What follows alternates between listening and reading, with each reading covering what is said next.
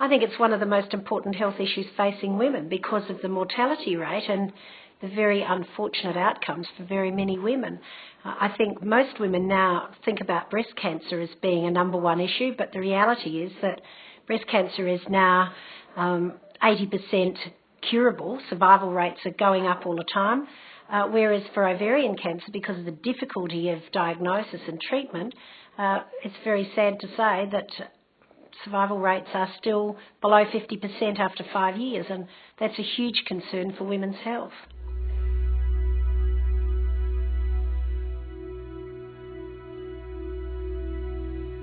Well, the first thing that happened to me is that I had a strange sort of tiredness, but with the life that I lead, which is usually pretty busy, the doctor, the GP that I went to said, well, no wonder you're tired, you're never home. But I found that after 2 early nights, the tiredness didn't go. That was really the only symptom that I had. And I was just fortunate, I suppose, that I persisted when I was first told that I had glandular fever, and then I was subsequently told that I had chronic fatigue, and I just didn't accept that. So I went to the hospital, reported to casualty, and demanded a CAT scan. And when the doctor on duty told me that CAT scans were expensive, I told him that I believed I was valuable and I wasn't leaving until I got one. Now, a guardian angel must have been sitting on my shoulder because, of course, within 2 hours of having the CAT scan, I'd been hit by the speeding train of diagnosis of ovarian cancer.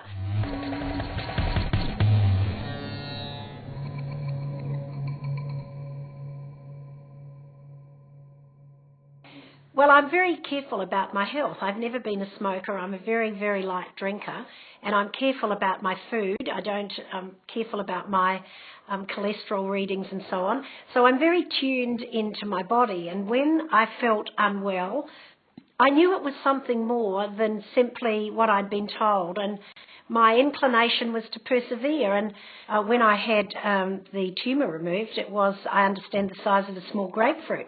But I couldn't see it, I couldn't feel it. The doctors could feel it, but obviously they're more accustomed to palpating these things than I am. But it was impossible to either see it or feel it with an untrained examination. And again, when I explained to people what my diagnosis was, they said to me, but haven't you been having pap smears? Which just reinforces to me the lack of understanding about the diagnosis and treatment of ovarian cancer and the need for women to be aware if they do have symptoms which seem unexplainable and unconnected.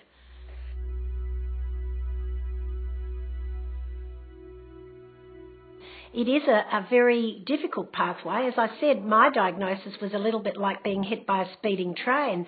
And then I had to go through a process of finding out what's next, what will I expect, what can I expect, what about when I lose my hair, what sort of residual effect will chemotherapy have, how will I cope with a loss of appetite, what sort of food should I eat. All of these things required me to go searching for them at a time when I was probably less equipped to be able to do so than at any other time in my life. So I think anything that can be given as a package to women covering these sorts of issues would be wonderful.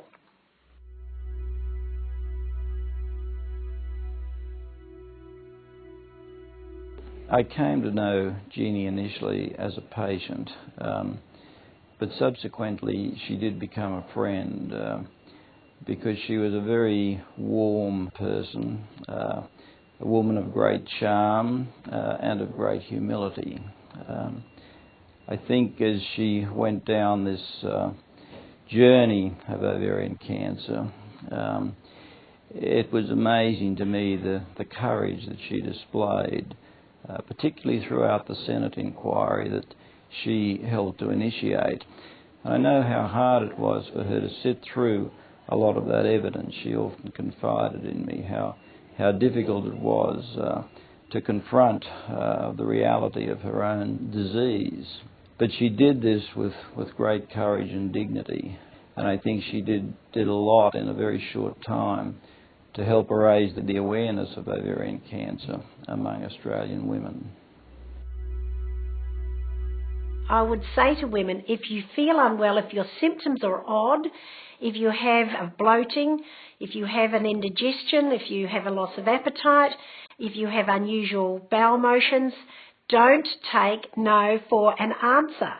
Take your life into your hands and be assertive.